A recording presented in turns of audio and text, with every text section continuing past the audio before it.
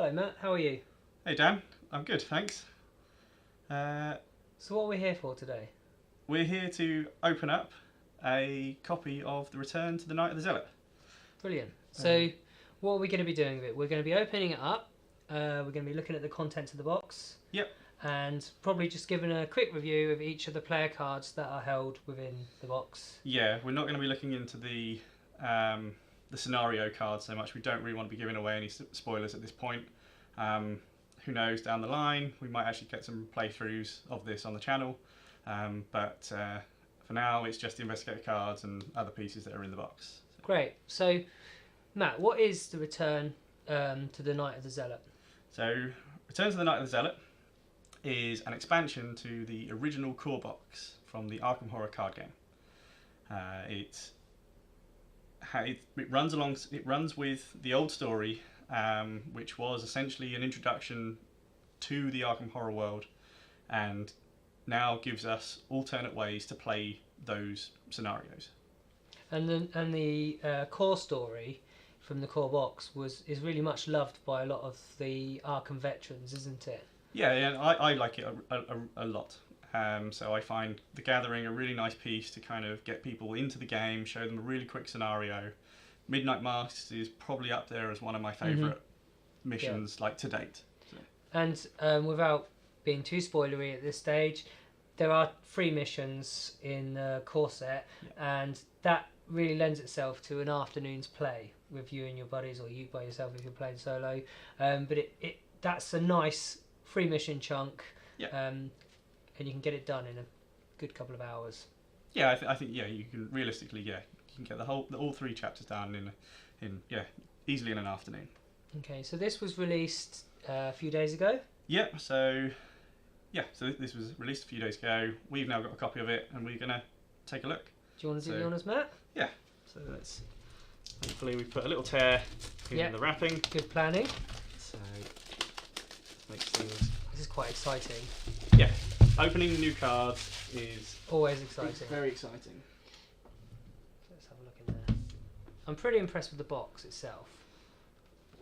Yeah, so the box is designed to be a storage solution for your original core game, and this.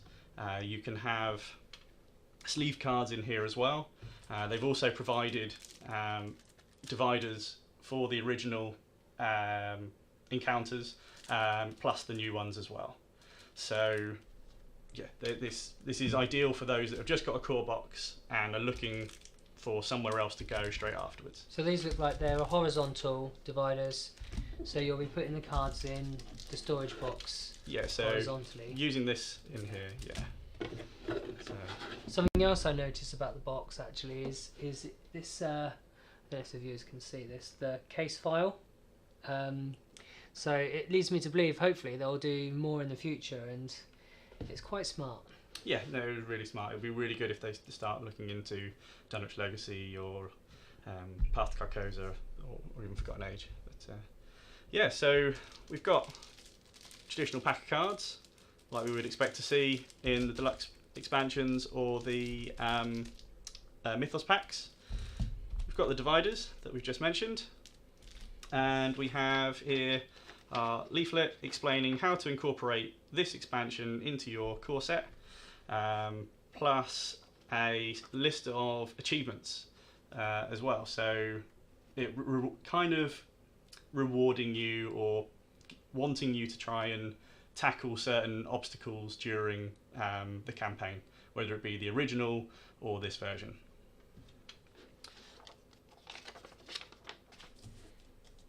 Great. So we'll look at the player cards. Yeah, so let's look at the player cards. So we'll just tidy this up a little bit. Really fantastic piece of kit there.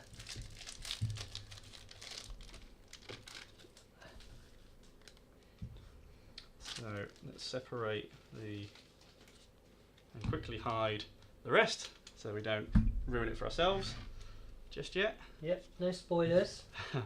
And here we have the investigator cards. So there are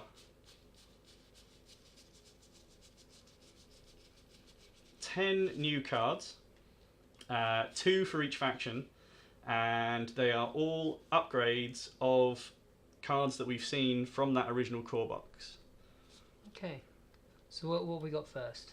So first up, we have. They seem to always. It's like a pattern that they follow, and it's not quite alphabetical, but it's always Guardian first. Okay. And first up, we have physical training. So physical training, as you'll remember from the core box, it was a 2-cost card that you'd bring in, and during willpower or strength tests, you would pay 1 resource to increase that test by your chance of success by 1. And now it's 0 cost. It's 2 experience pips, and it gives you 4 skill icons this time instead of the 2. So it's 2 willpower and 2 combat. Yeah. The ability is identical to its previous iteration. I think it's a pretty good upgrade, Matt. I think it doesn't cost anything. No, and, yeah. And part of my problem with physical training and the equivalents was that you had to pay. It's expensive to run, and you had to pay just to get it on the board to begin with. So if you drew it in a pinch, it takes you an action to play, and you're paying 2 before you're even seeing the benefits of it. Yeah, I think it got really expensive, and like you would traditionally see it in Guardians, and from mine and our experience, I'd say that Guardians aren't exactly the most flush for cash. So yeah, it gets pretty expensive pretty quickly. Yeah. What I also like about this card, I think, is sometimes when you're building your deck, you want to put some of the neutral skill test cards that draw your card. They got 2 heads, or two combat, guts, overpowered. And if this is almost a halfway house. Yeah, I guess like early game, this is ideal because it's cheap to bring in, and as we said, it saves you that two initial resource cost. But later on, it still has its purpose. Still relevant, yeah. Yeah, like you can put it in for those heavy fighting tests, like end of a scenario, boss fights, or for those high willpower checks. So yeah, I think they still have relevance. Do you think, looking at this card, it's beginning to challenge the ones that you buy that are permanent, that start in play, like Scrapper? Without playtesting, that's going to be hard to see. Like we've used those a number of times, and we've really liked them. I definitely see its use and its purpose. Yeah, without playtesting, I guess it depends on Investigator. Yeah, and the combination of icons that you're getting from it, because Scrapper is different to Hard Knocks, etc., etc. Yeah. Great. Okay. Let's just move on to the next card. Move on to the next card. Yeah. So as I said, it was 2 for each faction, and the next one is Dynamite Blast. Wow. So yeah, Dynamite Blast was a tricky one. It was 5 cost previously, and for a lot of people, it was hard to play. Like 5 is a lot of money. Ability-wise, much the same. Still requires it to be played on the same location or a connecting location. It's now it's 3 damage as well to every enemy and Investigator on those locations. But now it does not provoke attacks of opportunity. As well as providing an additional willpower and combat icon, 1 of each. So before it was just willpower, and now it's adding combat. Oh, okay. Yeah. What I just instantly like about this one is it doesn't create an attack of opportunity. Yeah, that's really important. And that 1 less cost, it doesn't sound like a lot, but the difference between 4 and 5 in this game is pretty huge. Yeah, I mean, we've already spoken how we think that Guardians are it's hard for them to come by money, and yeah, 4 is going to make a big difference for those guys. Do you think it's worth 2 experience just to save that 1 money during the game? And I mean, potentially. The attack of opportunity is really important to me. Like, I've played this with Skids, granted only as a one-off, and in its previous iteration, and I liked it. I could see me at least giving it a go. It's hard to see exactly, like these are all brand new cards. I've had 0 time to play or really take these in. But also, when you get to the end of a campaign, quite often you'll get into that point where you've built your deck that you've envisioned, Yeah.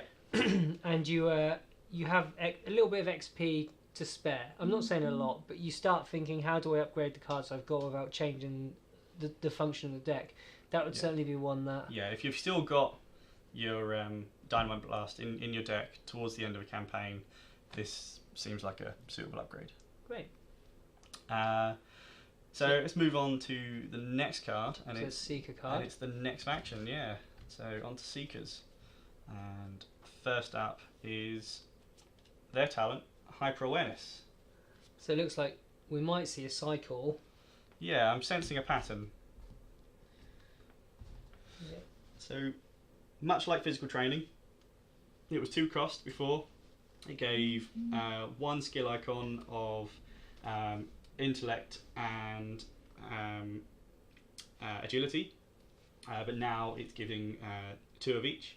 It's 2 experience points, and the ability is exactly the same.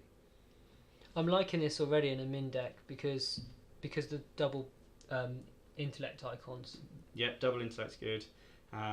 She's not particularly great in evasion, and the two skill boost is useful in a pinch. It's her weakness that I'm thinking of, because you often get caught out looking for a check where you need to have 6 skill icons that are the same, and any card of double of the same icons in a min deck is helpful.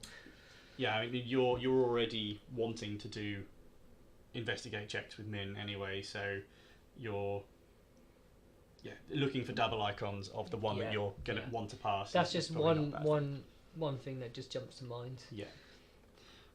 Awesome. Yeah, there's not a lot more we can really say on that. Just as as with the physical training. Yeah, as with the physical training. So we move on to the next card, which is Barricade. Thanks, Matt. Oh, it's free. This one's free experience pips. Yeah.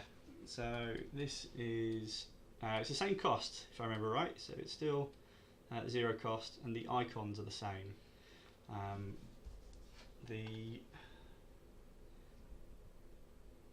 The difference here is still attaches to your location, and it only works on non-elite enemies. So they cannot move into or spawn at the attached location. I believe before it was just move into. So previously you could play this, but you could still have the chance of spawning the enemy on you, which doesn't really allow you to use a barricade for what is kind of. This is really thematic. You could almost see yourself barricading yourself in a location where you've got a few checks to make, a few investigation clues to gather, and you want to just not have that monster drop on you. Yeah, anywhere you've got like a whole load of clues, you're running out of time, set up a barricade, and hunker down, grab as many clues as you can before the doom threshold ticks over, and potentially screws up your plans. At least while you're doing that, you don't have the enemies to worry about. Yeah, and that's one of them. A huge part of the encounter deck that you're protecting yourself from, as long as it's non-elite. Yes, non-elite. Yeah. I like it.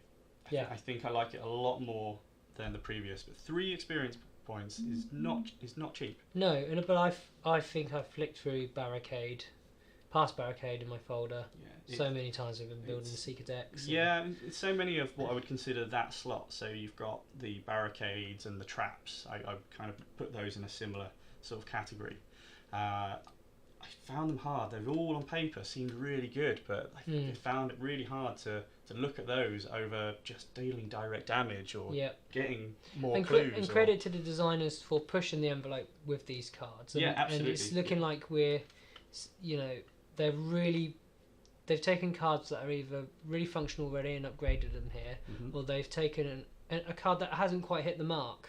But Barricade, I think they've done a brilliant upgrade here to this card, and it's making really it nice. super Yeah, relevant. that difference of not being able to spawn at the location either, I think, is quite big.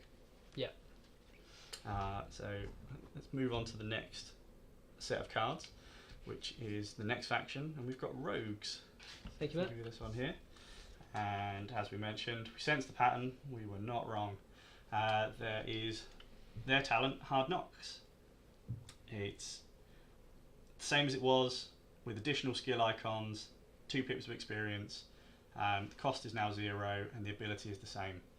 It's what's already been said on the previous. I don't think there's any more. I think there's still some relevance to say. In Rogues, absolutely love having ways of spending money because they're rich. They're the richest faction. No, you are right. Yes, they are the richest. So they have more of a use for these cards, I guess. So I think, opening turn, having one of those and not having to invest in it, that's a pretty good call.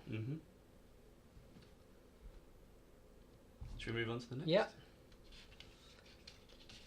Next is an old favourite of mine from playing Safina, Hot Streak. This is very interesting. Yeah, so Hot Streak is gain 10 resources for this time 5 resources, so you're just doubling your money, and this time it's for 2 experience. So this is it's a downgrade. So this is a downgrade, essentially. Yes, we don't have a 0 level for Hot Streak, but yeah, this is a. So the normal Hot Streak costs 3. Am I correct? Yes. And it's free pips of experience. Yes. Might even be 4, but yeah. You had to invest a lot. Yeah, and with this, it's almost. This is a good stepping stone up to that card, I guess. Yeah. Like I found it quite tricky. Like from as I mentioned, playing Safina, it was hard to get both of them into the deck from a single chunk of experience. Like you move into the next scenario, you've got 5 or something, and then you're like, I can't get both. I can definitely get one, and I'm pretty confident I'm going to get one. But yeah, not getting that second one kind of hurt for a little while until you step in. But now I could buy both of these and still be pretty happy with that. I personally feel the original Hot Streak's a better card overall in terms of what you're paying for what you're getting, and against the experience cost for buying I was about to say, you're paying more for it as well, so I think that makes some sense. Yeah, but this seems a little bit weaker, and I suppose that does make sense because it's a lot cheaper on experience. Yeah, I wouldn't. If it was just cheaper and like, I don't know, only 4 cost instead, it would be a no-brainer. But if you draw into a card that costs 3, it's a lot nicer to draw into than a card that costs 5. Yeah, but as we previously mentioned, the green rogues love their money. And this is just get more. Yeah, this gets more. This that hits 10 and it can do some pretty fancy things when they've got a lot of money to play around with. Yeah.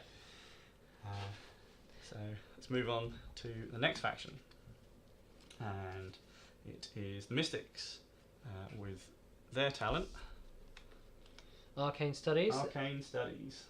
I'm going to start bringing the cards up here so that they're visible. I think we would start losing sight of them if I put them below. So yeah, Arcane Studies. Visually, much the same design and layout as the previous, with the 0 cost, number of icons, and the ability being identical to its previous iteration. I've always found Arcane Studies has been a bit of a linchpin of a lot of my Mystic decks, and there are ways of getting money with Mystics for Forbidden Knowledge, etc. But Arcane Studies has always been the piece that I've been able to get the buffs from. But you kind of have to, again, like Guardians, I don't feel like they're particularly flush for cash. No. So like their spells are pretty expensive, and spending that 2 initially, it was a bit of a clunky slog to get to the point where you're feeling comfortable about spending X amount of resources to boost a given stat. But yeah, now that 0 cost makes that difference. I think it's going to make a bigger difference than we probably realise right at this stage. You're probably right. Mm-hmm. Yeah, I'm looking forward to playing around with these and seeing where they're going to fit. And now we've got Mind Wipe, which is a spell. Yeah, so it's a spell. So 1 cost, 3 pips of experience. I think the previous was one pip.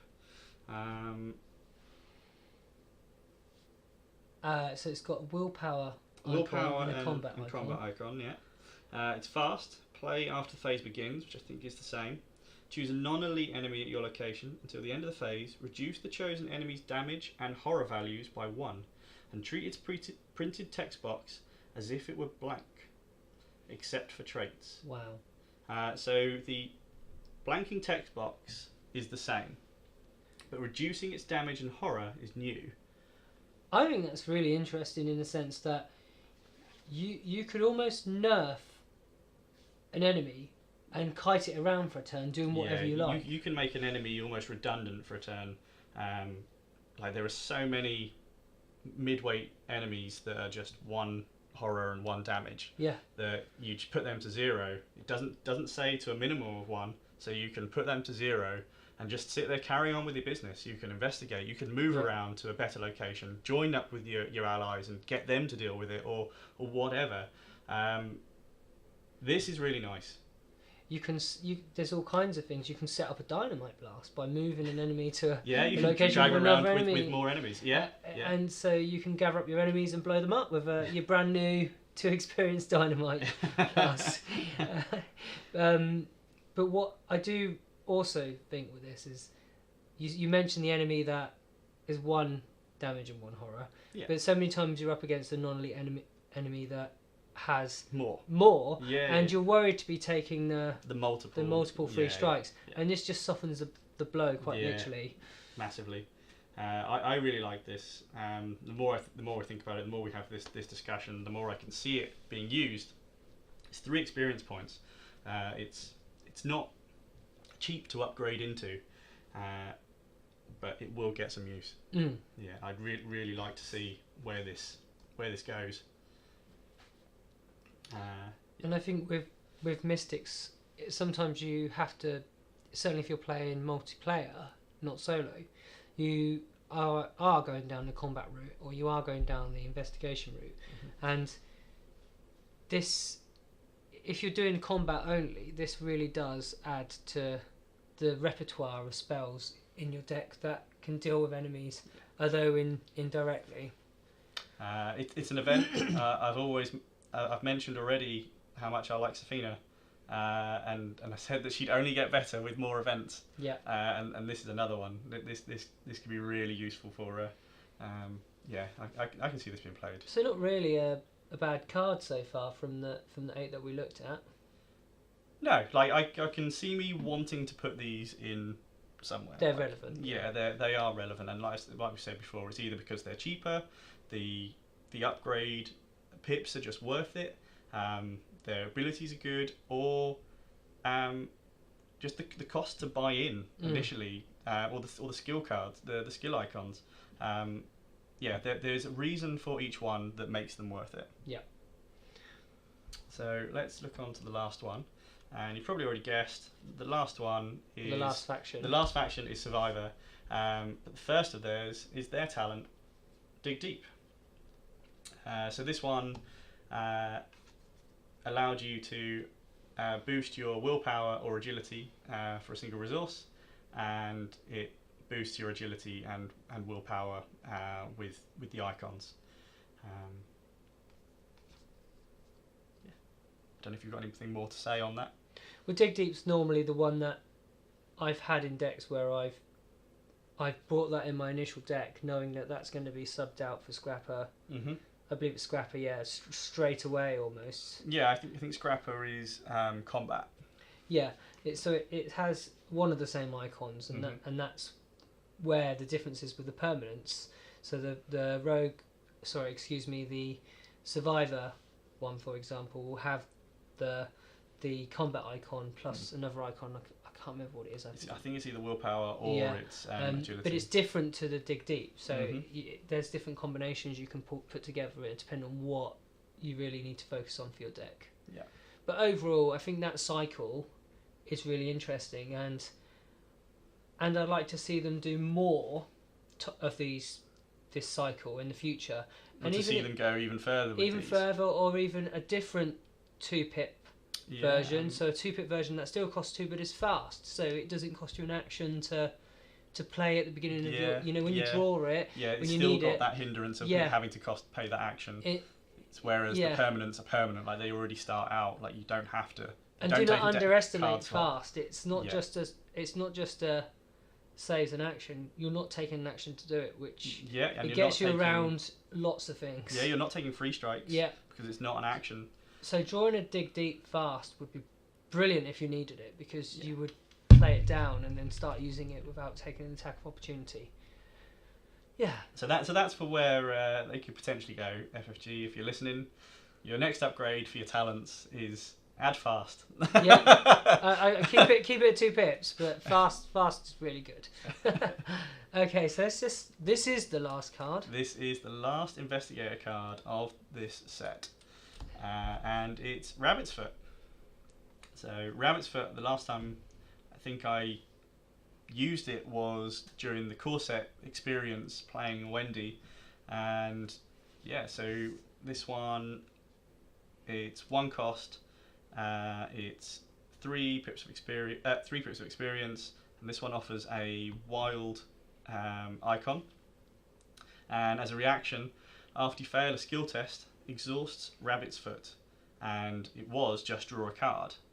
It's now search the top X cards of your deck for a card, draw it, and shuffle the remaining cards into your deck. X is the amount that you failed by. That's really exciting. Yes, for Survivor. Yeah. It kind of plays on the come from behind, work while you're, do good stuff while you're getting beat down.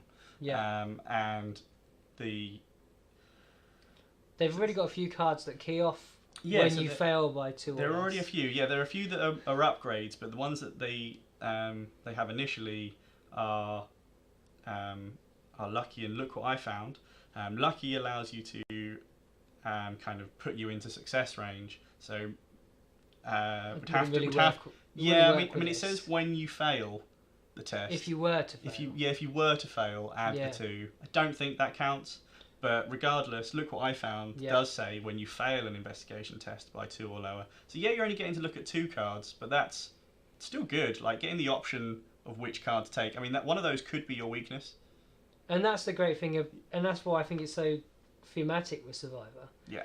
You fail by 3, for example, you get to look at 3 cards and you can see what's coming. It's bad that I fell, but I've just got rid of my weakness for a turn. Yeah. That was the one on top of my deck, or two cards away. Other things to think of are like when you draw the tentacle, like your skill resets to 0 versus the check. Yes. So that could be big. That could let you look at a great number of cards. Yeah.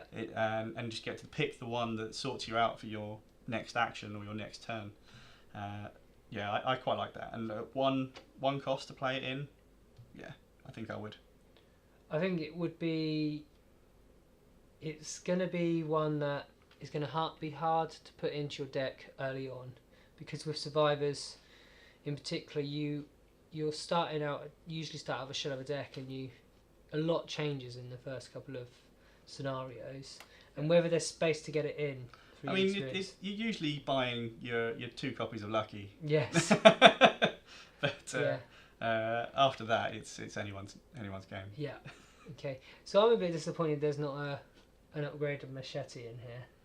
Yeah, I mean, it was. We've spoken about this a lot. Like, where do you go with Machete? I'm not sure.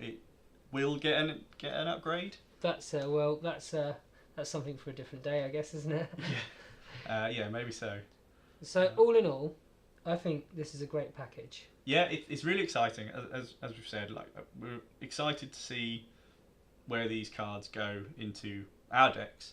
Be quite excited to see what your thoughts are on where you're going to be putting them. And yeah, I'm sure we'll be keeping our eyes out for other places too, like what people do with them. But so please add in the comments what you think of this set, what your plans are for it, what you think of what we've done here today, because obviously you can probably guess this is our first time doing this. Really, this is new for us. So please say what you want us to do in the future, like and subscribe.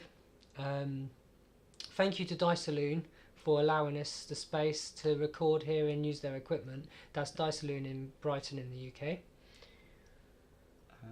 Yeah, I think that that's about it. wraps it up, Yeah. doesn't it? So we're going to say goodbye now. Yeah, I think so. Goodbye. Goodbye.